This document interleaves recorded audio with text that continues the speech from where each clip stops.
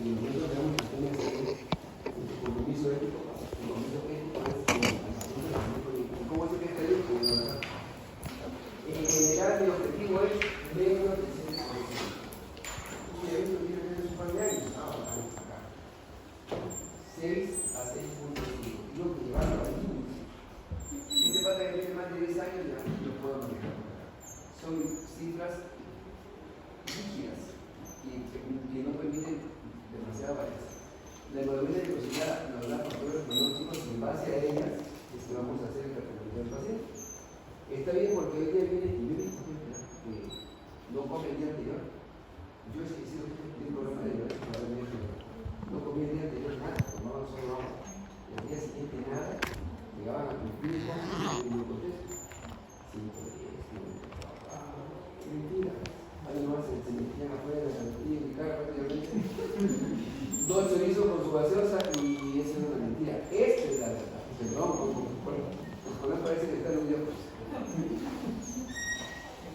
Si baja solo 1% la hemoglobina de glucosidad, solo 1 que tiene que ver con la medicación, estás disminuyendo con complicaciones en ese porcentaje de estos tipos.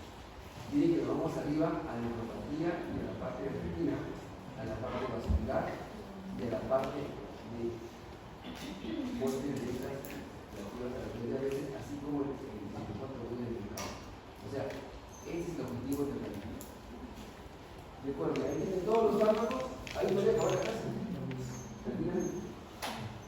Todos los fármacos y dónde actúan y dónde finalmente van a regular el tránsito de lo que son la glucosa de glucosa al líquido. Y en la metformina aumenta la producción hepática de glucosa, caen los neurotransmisores, aumenta la secreción de glucagón, la secreción de glúcula alterada. Ahí tenemos cada una de las dianas moleculares donde actúan los fármacos que vamos a presentar el día de hoy. ¿Se pueden asociar? Sí, siempre y cuando sean de otros mecanismos. ¿Okay? Entonces, a ver, eso, fisiología que yo me da bien preguntarles, ¿qué tienen ustedes preguntando? ¿La insulina qué es? ¿Es una hormona que secreta qué células? ¿Cómo se llaman los transportadores? ¿Y el otro? Son 2.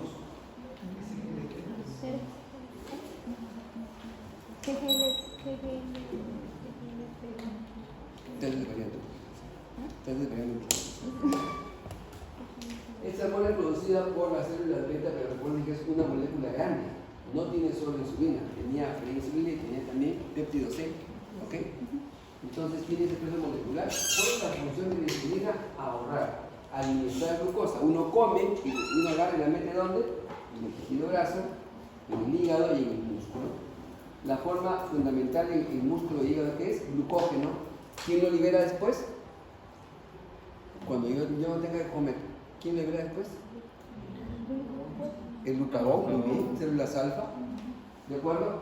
Lo malo es que en el tejido graso lo forma lo almacena como dos formas, como triglicéridos y como fuentes de energía global, como glucógeno, ¿de acuerdo? Participa en la función simpática, en el transporte iónico de membranas, tiene efectos en la proliferación y distribución celular, promueve la captación y uso de glucosa, el metabolismo de glucosa, forma músculo, aumenta la formación de proteínas de insulina, aumenta el transporte de glucosa, el depósito de grasa en el tejido adiposo, por eso la insulinemia usa como obesidad. Cuando ya tenemos demasiada insulina que almacena todo lo que comemos en el tejido graso, tenemos obesidad, y promueve la entrada de aminoácidos a las células, estimulando la formación de proteínas y impidiendo su degradación. Sería horrible la diapositiva, porque es lo que hay en lo que acá se mejora. Esa es una diapositiva de fisiología, acá se ve. Ahí tienen cómo se produce la insulina. ¿Quién llega a la célula beta del páncreas? Llega la glucosa, agarra el transportador GLUT, 2 maracas, entra un proceso de glucólisis, toda esta energía liberada finalmente origina un potencial de acción, se obligan los canales de potasio, esto despolariza la célula y origina la entrada de calcio. Cuando entra el calcio de acá, favorece la salida de calcio que tenemos acá, ¿de acuerdo? Esos 2 calcios favorecen la eliminación y la propulsión de los granos de insulina hacia afuera, y van al exterior.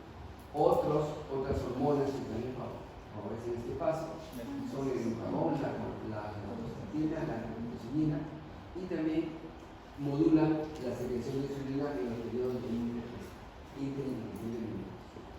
Muy bien, entonces esta es la insulina y esto es lo que hace la insulina en el cuerpo. Una vez que entra en las células corporales, esta insulina pone en juego una gran cantidad de reacciones enzimáticas, sobre todo favorece las proteínas TILS. Estas TILS 1, 3 y 4 son las que van a activar los segundos mensajeros que determinan finalmente la formación de glucógeno, cae la gluconeogénesis, los triglicéridos, cae la lipólisis, aumenta la proteica y aumenta la expresión de genes,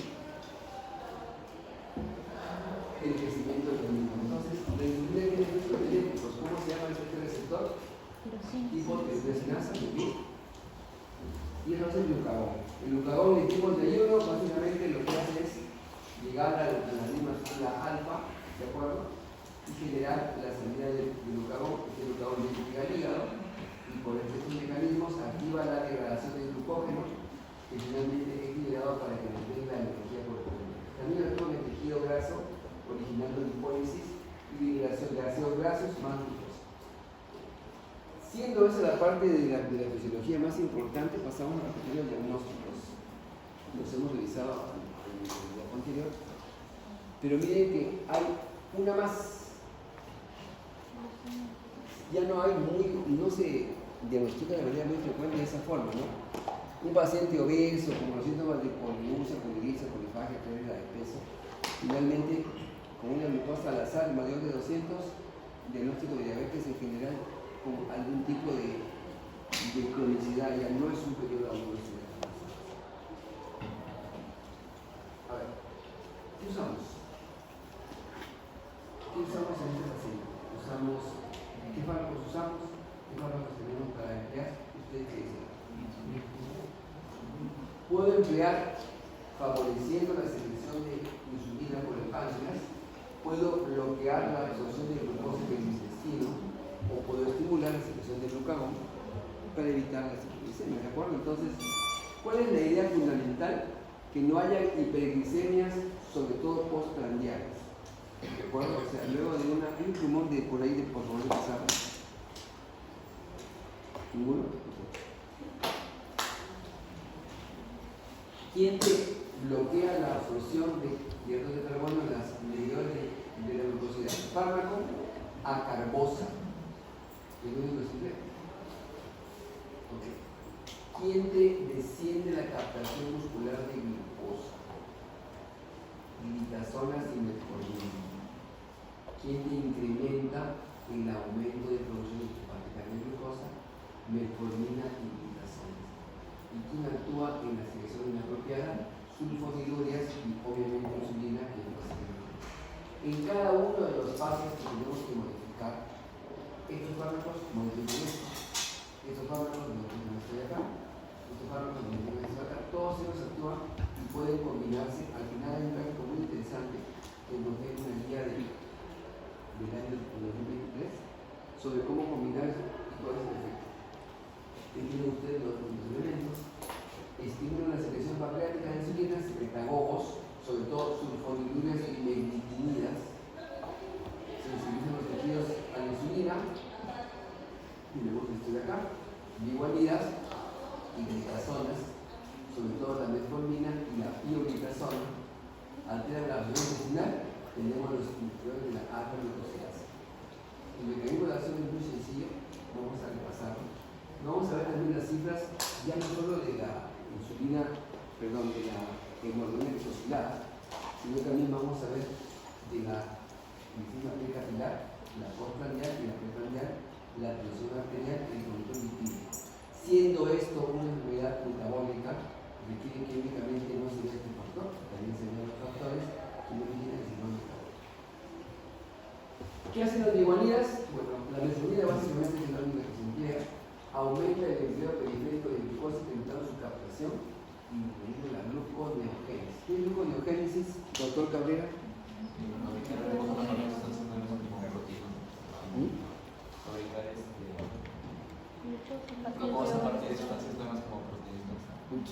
Cualquier cosa. Esa razón, cuando hay demasiada glucogenólisis o gluconeogénesis, ¿a qué nos lleva? Que el paciente baje de peso. Justamente los tejidos sirven de sostén para eso. Reduce la producción hepática de glucosa y elimina el complejo de la cadena respiratoria mitocondrial. Igualmente, en el grado, reduce la producción de hidratos de carbono en el intestino e incrementa la absorción de ácidos grasos. ¿Cuándo se toma la metformina? ¿Cuándo la tomamos durante una indicación? En otras palabras, tú acabas de comer con la última cucharada y estás tomando ahí tu metformina eliminante grasas. Es la mejor manera de comer, ¿de acuerdo? Necesita de todos modos presencia de endógeno, o sea, no se puede emplear para suplir insulina. Por tanto, los pacientes deben tener alguna célula beta funcionando con los suficientes. Esa es la metformina. Realmente actúa en todos los mecanismos más periféricos de lo que es la diabetes y modifica la mayoría de ellos. Se asocia con una mejor evolución con pacientes con insuficiencia cardíaca y también se asocia, no sé si alguien tiene, de repente con él, al tratamiento de lo que es síndrome de ovario poliquístico o de la insulina. Cuando no se debe indicar el paciente con insuficiencia hepática grave. ¿Por qué? Porque tiene un efecto muy importante colateral, se llama acidosis láctica. No se da en todos los pacientes, se da básicamente en los pacientes que tienen estas condiciones y una insuficiencia límite y pueden llevarlos a este estado, un estado de shock. Los digestivos más frecuentes que son la diarrea, náuseas, vómitos, anorexia. Este fármaco quita el apetito, es anorexiante. ¿De acuerdo? Lo malo que también nos lleva a un descenso de la producción de vitamina B12, lo que implica un problema neuropático de fondo en el manejo crónico. Ahí tiene la dosis elemental. Hay de 500 miligramos, ¿ah? Se empieza con 500 miligramos, pero puede subirse a 850. Luego se da luego del almuerzo, luego se puede dar almuerzo y cena, y lo máximo que se da es esto de aquí. Así que, colocado el dato en la diapositiva, tranquilamente viene en el examen. ¿Qué hacen las sulfonidurias? Fácil, simplemente estimulan bloqueando los canales de potasio. ¿Se acuerdan del mecanismo de acción de la insulina? Bloquean canales de potasio, de ATP, y eso provoca una despolarización, la entrada de calcio y que se libera insulina, explicación que dimos en la célula beta. Exactamente eso sucede. Las sulfonidurias actúan en este mecanismo replicándolo a un nivel geométricamente más alto y lo que hacen es liberar insulina. Las dos sulfonidurias y guanidas requieren que haya células beta funcionantes. ¿No entiendes? Aumenta la secreción de insulina y así reduce la glucosa plasmática. ¿Cuál de las dos tiene riesgo de hipoglucemia? ¿La metformina o esta de acá?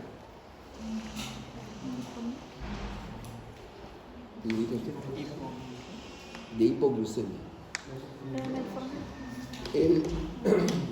El efecto colateral más importante de los fármacos a este nivel es la hipoglucemia. Las sulfonidurias, hemos colocado 3 porque hay 3 generaciones de ellas, son las que tienen más potencial de originar hipoglucemia después de la insulina. ¿De acuerdo?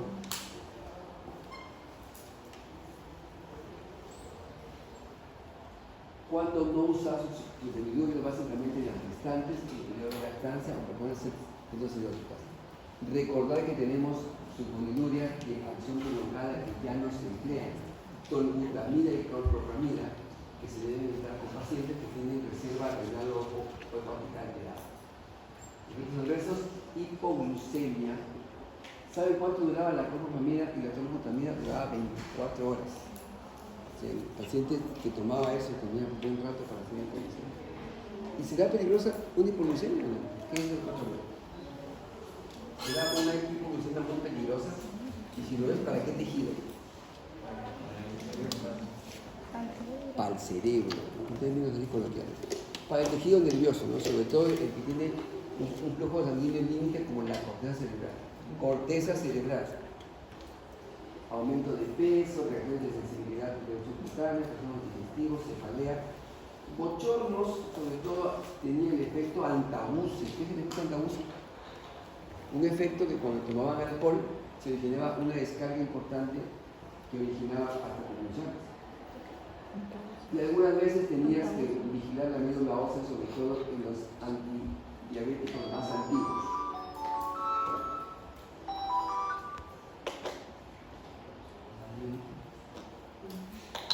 No, yo creo que la hora de licuaje, bueno, creo que sí.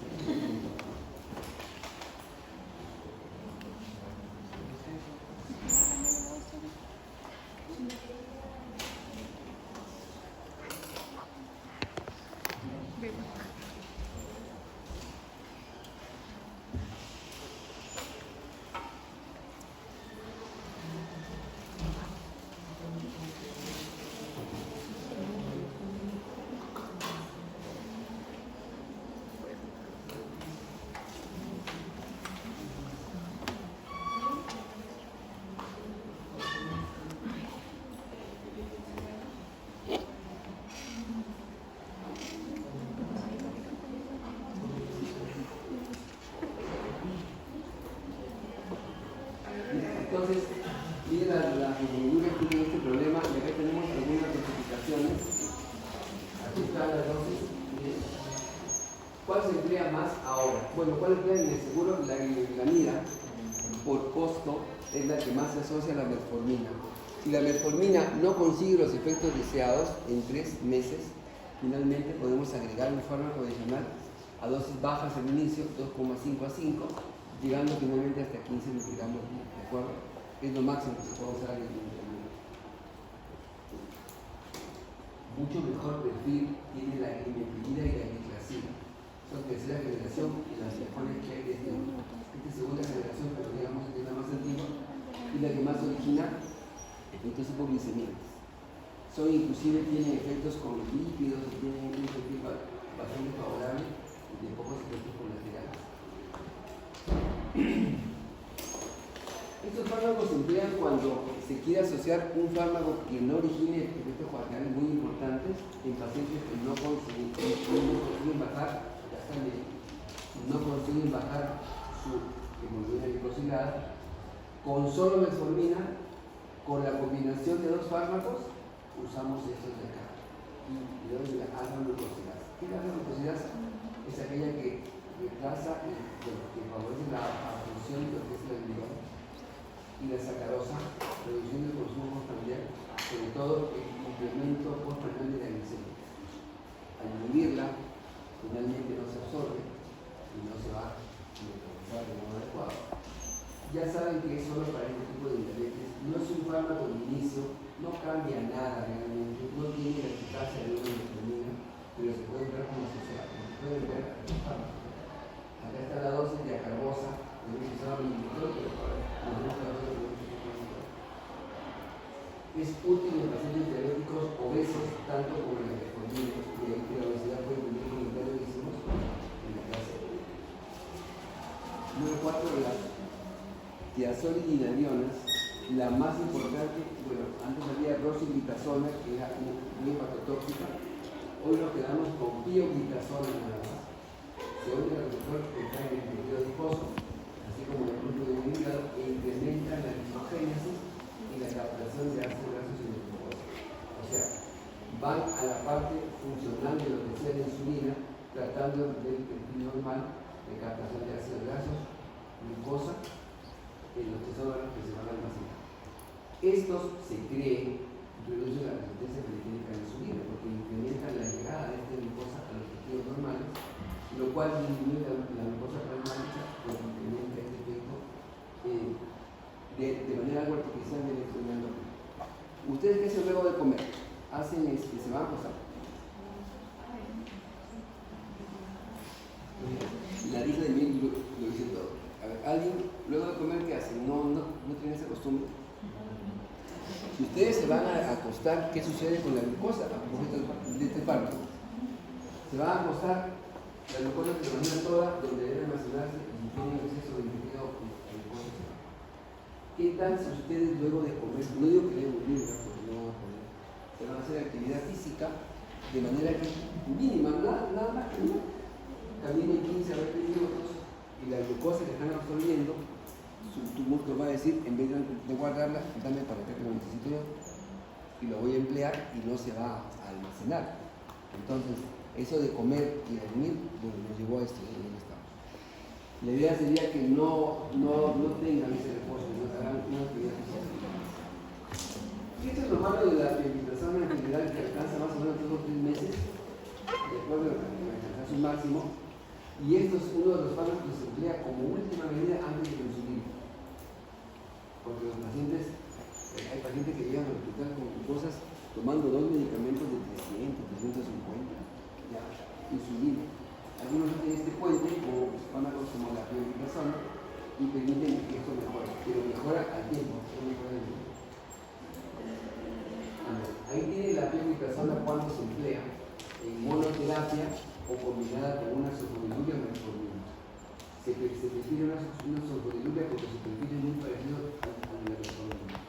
Antecedentes como la rosiglitazona, insuficiencia hepática, el más importante, se contraindica en muchos pacientes, insuficiencia cardíaca, embarazo y lactancia materna, efectos adversos, ligero aumento de peso, alguna molestia digestiva, pueden provocar insuficiencia hepática, con lo mismo que interactúa con la función de varios elementos del tubo digestivo, que tienen el riesgo de fracturas, de patología vascular y se cree que a largo plazo inclusive puede modificar el criterio de transición de la vejiga, originando cáncer de vejiga.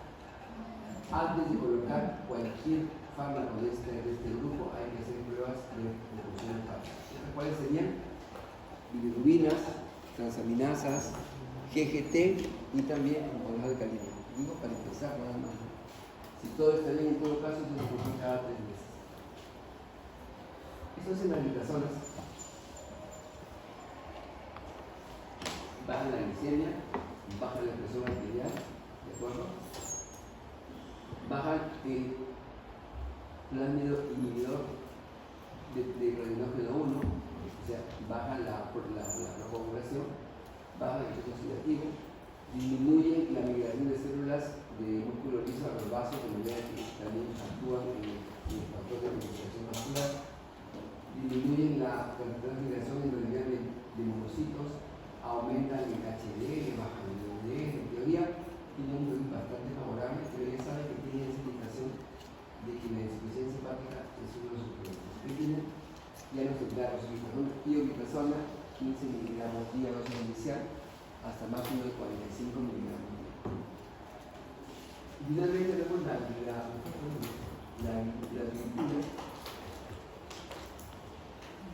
y miren positivamente la dipeptidilpeptidasa. Cuando yo les pregunto en el examen qué fármacos actúan en la fase digestiva del manejo de diabetes, ¿cuáles serían?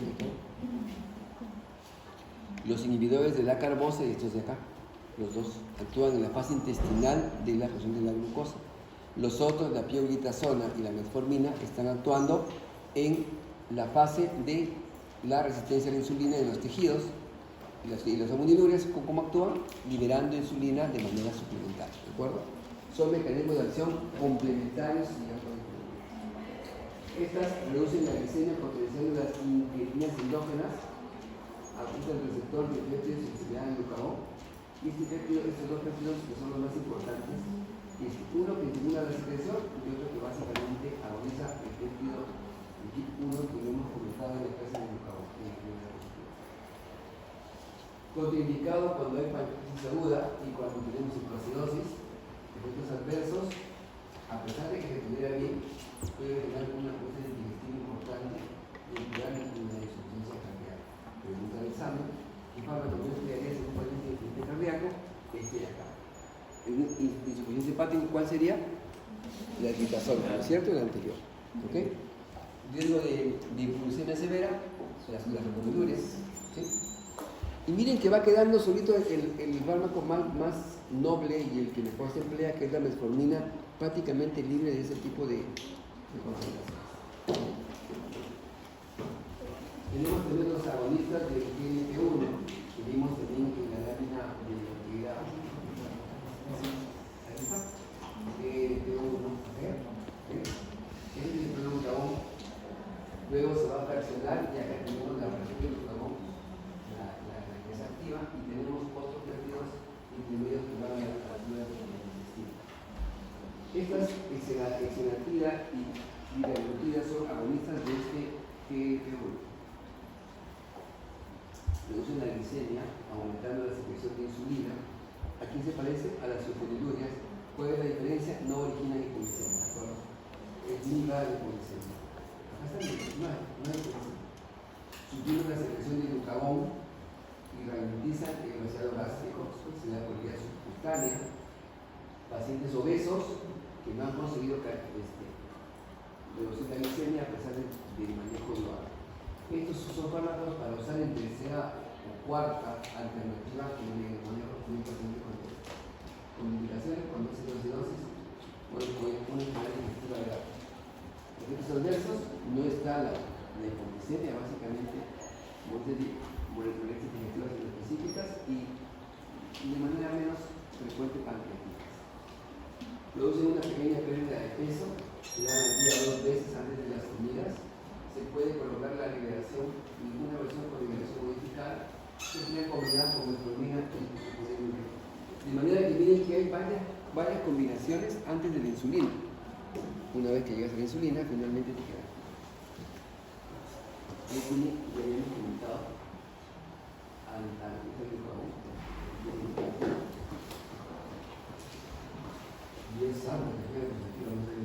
bueno, ahí tienen ustedes cada uno de los fármacos, cómo se administra el oral, vía subcutánea, el ejemplo típico de ellos, el mecanismo de acción, ¿de acuerdo? El efecto sobre el peso. Algunos incrementan el peso, como las dos sulfonilurias y diamoninas. Aquí los de acá no tienen el efecto sobre el peso y la metformina, la exenatida, realmente tiene pérdida de peso. Efectos colaterales, la hipoglucemia lejos, que es el efecto más importante de las sulfonilurias, el resto no tiene ese efecto. Y aquí,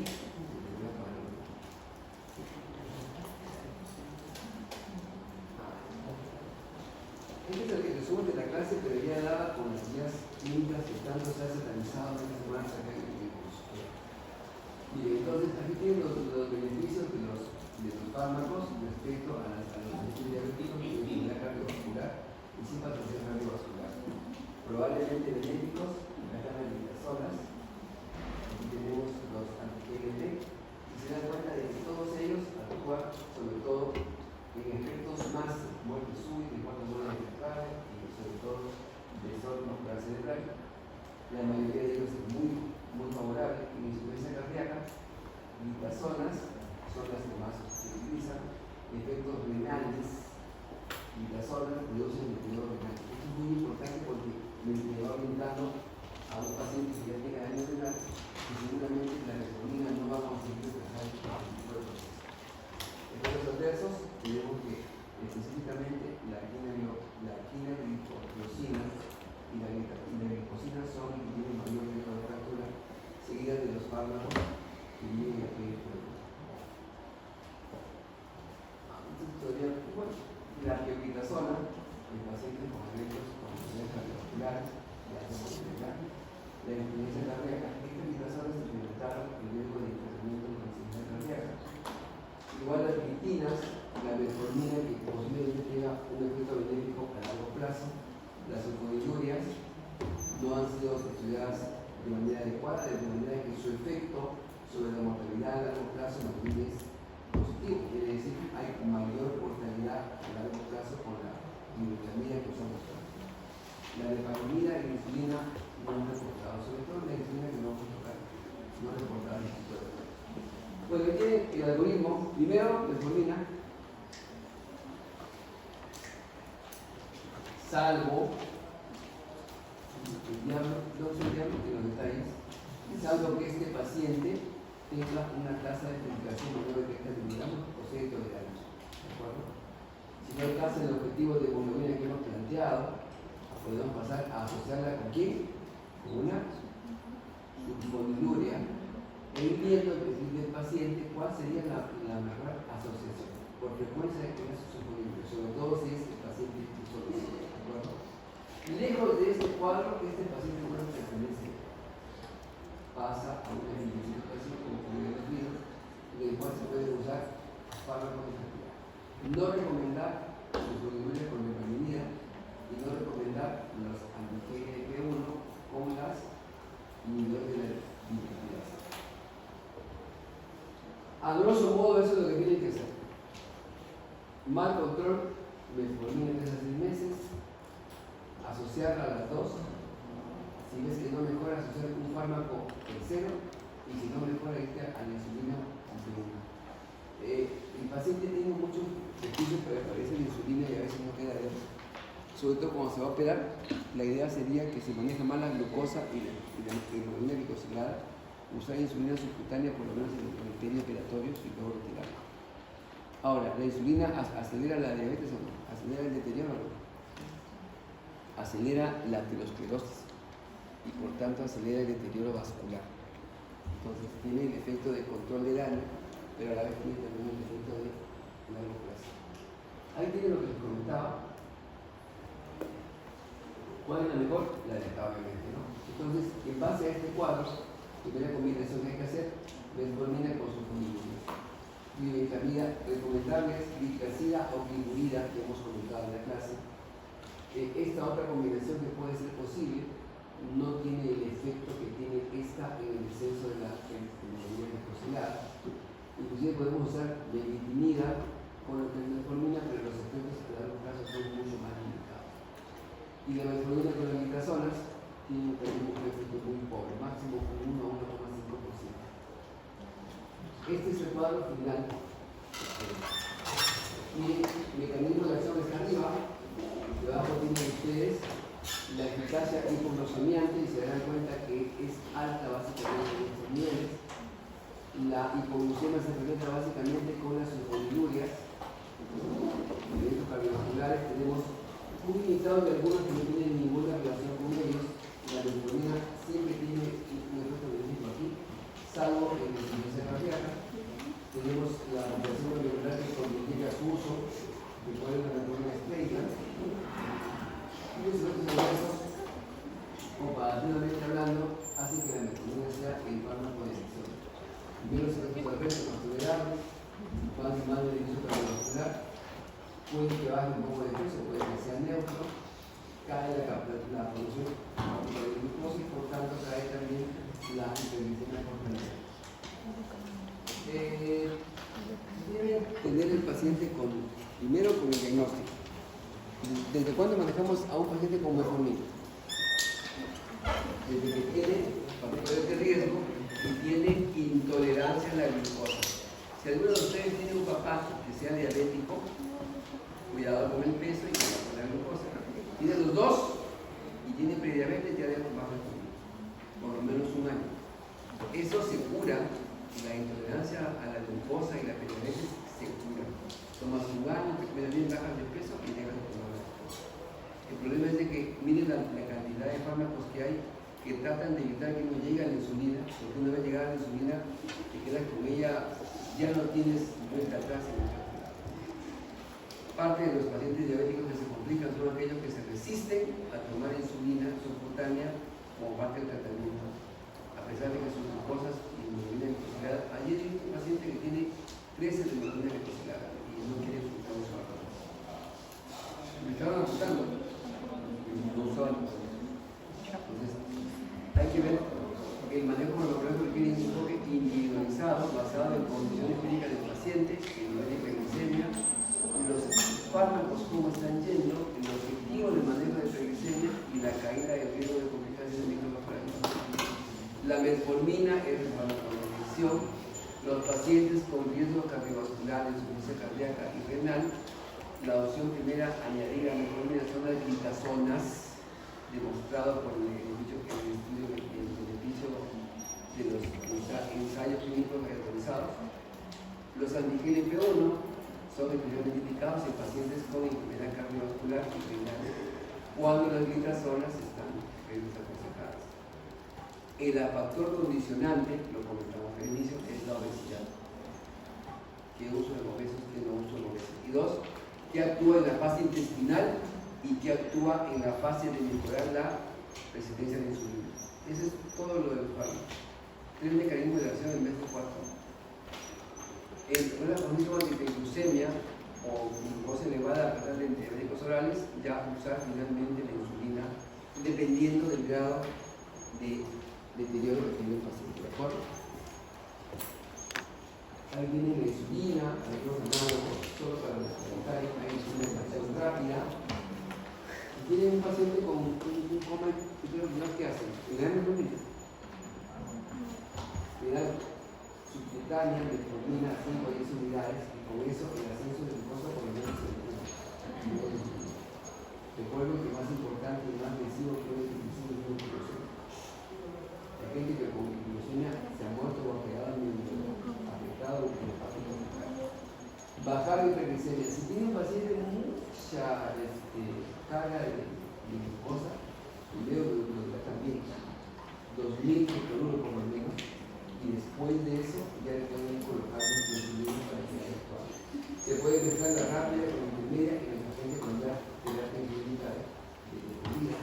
Se puede usar esta de acá, de solución de la acción rápida, siempre que la mano es para el manejo de solución de glucosa. Y si tienen un coma cerebromolar, ya tengan el paciente en su vida. Y si tienen una hipoglucemia, ¿qué van a hacer? ¿Qué le colocan al paciente? ¿Al cuánto? Al 33%, 2 ampollas. Si sospechan que hay hipoglucemia, generalmente es un paciente que no ha comido y ha tomado medicación para la diabetes. Si ven un paciente tirado en el suelo y es diabético, no saben qué es, y le colocan glucosa, no afecta mucho al paciente. Si le colocan insulina y tenía una hipoglucemia, ya lo aseguraron. Hay que tener cuidado con eso. Aquí tienen la combinación de insulina con secretagogos y miren que sigue siendo la mejor alternativa, insulina más metformina o insulina más, ¿cómo se llaman estos?